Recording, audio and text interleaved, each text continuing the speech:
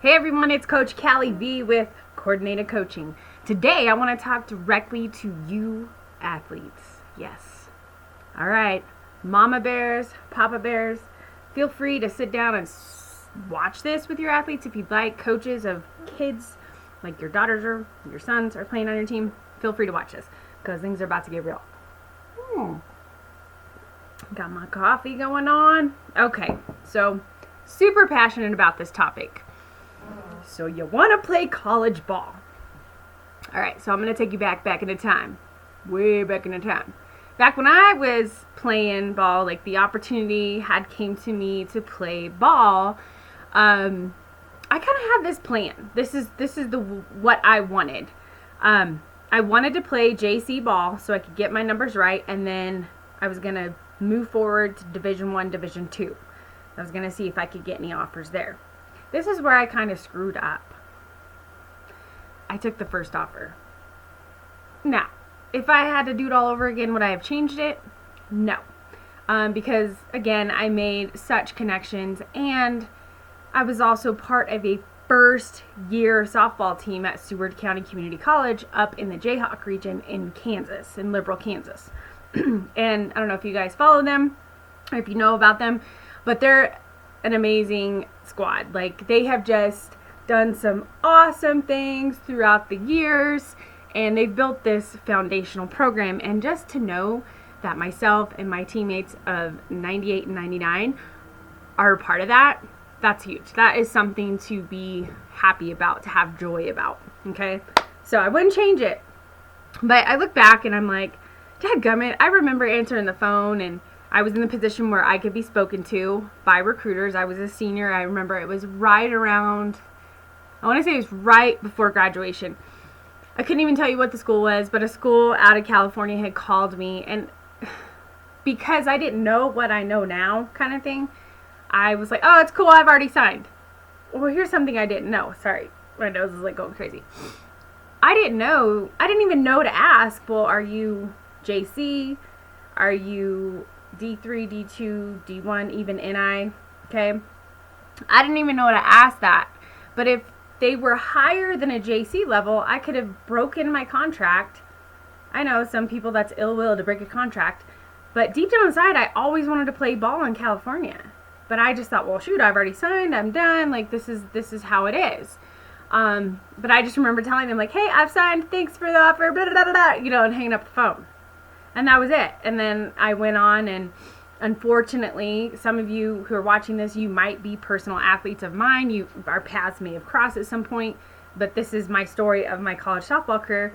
After 2 years of playing college ball, I was actually going to go on and play at Eastern New Mexico in Portales, and unfortunately, I got a blood clot in my brain. It was 98% occluded, and they were baffled as to why I had this huge clot, so they started running genetic testing and found I had a protein S and a protein C deficiency, which layman's terms, my blood just wants to clot all the time. So their hypothesis was I was born with it, and it took 20 years to basically almost kill me. I mean, it was crazy. It was my left sagittal sinus, so it was over here. Your sagittal sinus runs down, you have your venous and your arterial, and it was in my venous, and it was right in the bifurcation back here, putting all kinds of pressure on my brainstem. So that was a blessing in disguise. I say that now because I have such amazing athletes in my life that remind me, Coach, if that would have never happened to you, you wouldn't be where you're at today. You wouldn't be the coach you are today. I know for sure I wouldn't be as humble as I am today, because when that happened, it was in my wheelhouse, my dream house. I didn't sit there and dream about being married. I didn't dream about having kids. I was going to play softball all 4 years of college. I was going to go to school to be a teacher, so I had summers off. I was going to go down to Phoenix and play ball, and then eventually I was going to try out for Team USA, because back in my day when I was like 13 through 17, Team USA was lit. It was on fire. Like Lisa Fernandez, Dot Richardson, Michelle Smith. Like, those ladies were my idols. Dot blew me away, because Dot, like, put herself through residency, and she was still playing ball. She was a doctor playing for Team USA. Like, that's bananas. Lisa Fernandez went on, and she coaches out in California. Like, and she's one of those, like, foundations of softball. Michelle Smith, you'll see her all the time commentating on college games, right? World Series. There's Michelle Smith right behind the microphone. Huge, right? I remember meeting those ladies for the first time. So that for me gave me a realistic picture of, hey, Cal, you can totally do this. Okay, well, when the blood clot happened, everything changed. So there are kind of some of those, I wish I would have done things differently, plural, differently, because maybe I would have had the opportunity to play at a higher level, D2. But what if I sat the bench for those 2 years and then the blood clot happened? I wouldn't have the playing memories I have at Suko Juco. You know what I mean? So players, take that into note. When you're sifting through kind of your dream house, your wheelhouse of what you're capable of doing, where you want to go, don't be so landlocked. Like, I know personally, I have kids that are like, I want to play here. And I'm like, it's totally doable. But this is going to bring me right into the next phase. Softball and baseball, I'm just going to use those two examples. They're saturated. We have these ponds that are now overflowing with way too many fish. So you want to play at a D1 college straight out of high school, you better have your GPA, because that's going to be the first place they go to separate you from the other player that plays just as good as you. It's going to make or break. And the next place they're going to go to is they're going to hire elite, legit hackers to look at your social media account and look for secret social media accounts.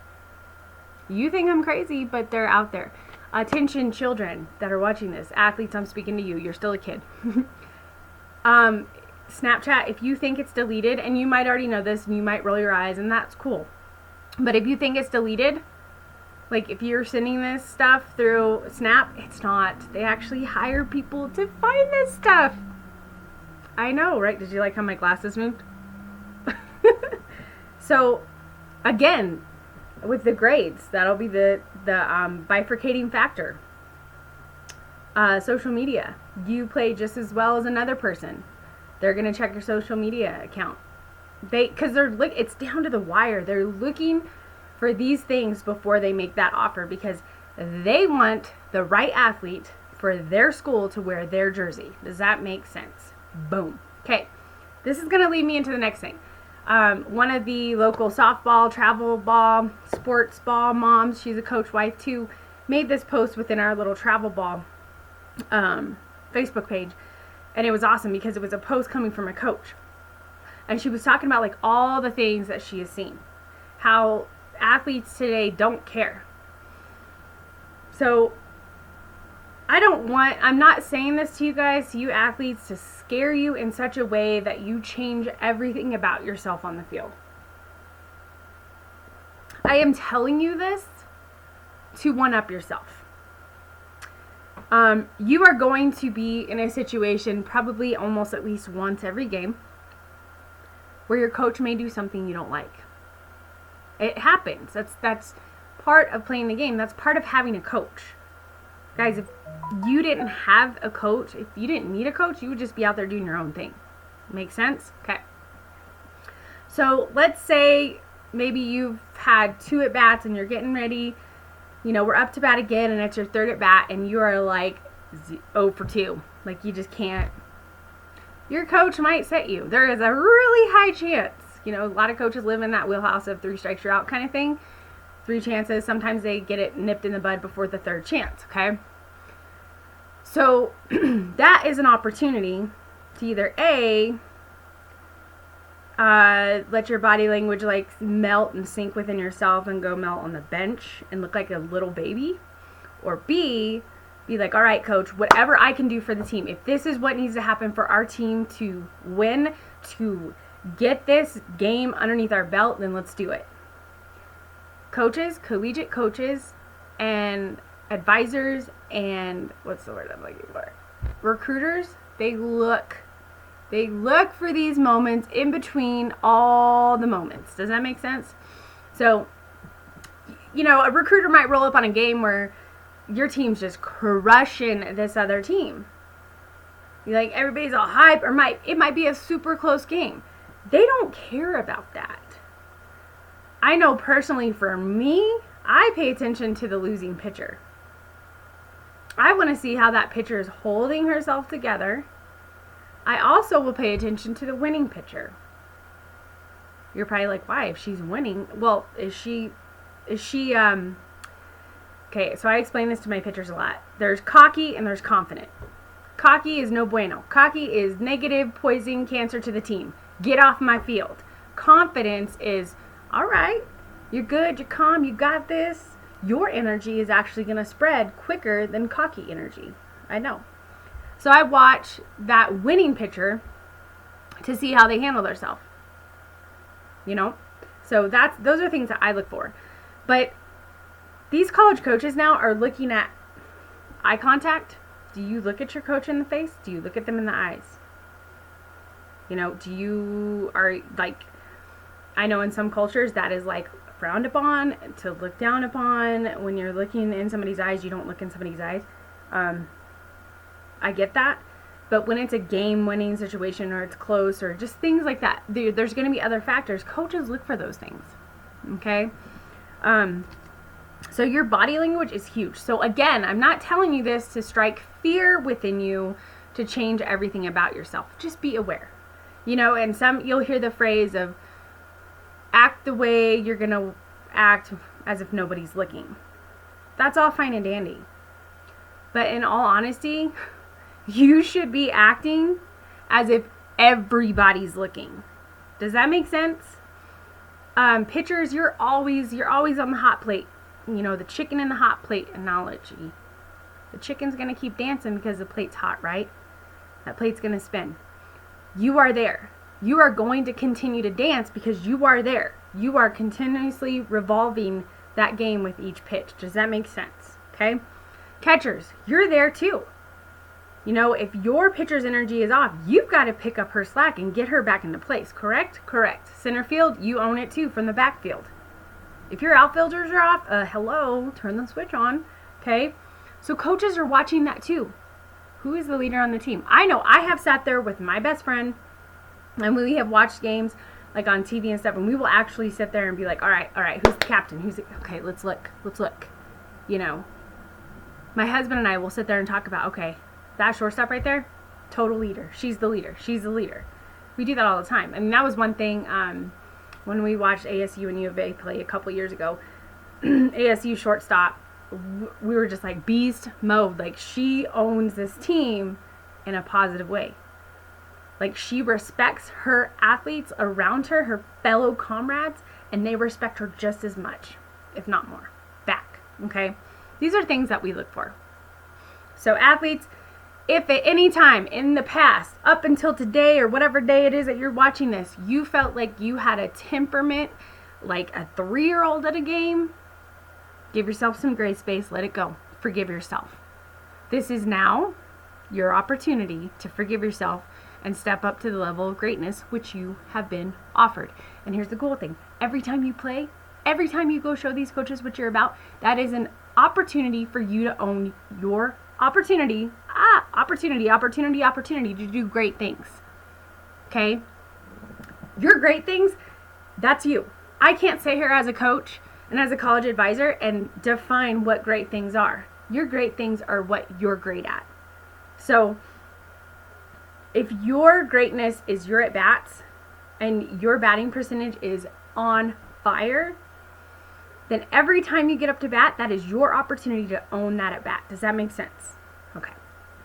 All right. So athletes, if you have any questions in regard to this, maybe you want to be like, hey, Coach Callie, what are some things that I can do to mentally prepare to shift into the mode that I need to be in to know that people are watching me without fear?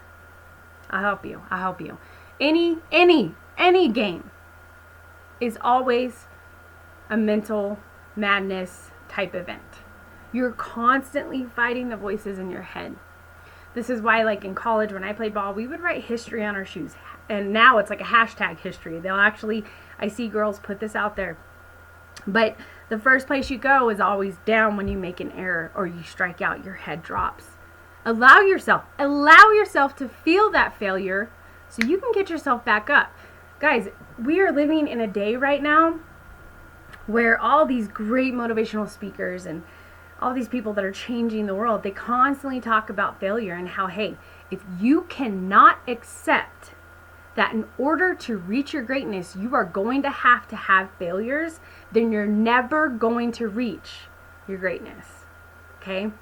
Peaks and valleys, ebbs and flows. Oh my gosh, it's a lot like life. This is why I love softball so much, because I feel like, and it's probably a total biased opinion, because I'm sure somebody else would say, oh, basketball was, or golf or whatever.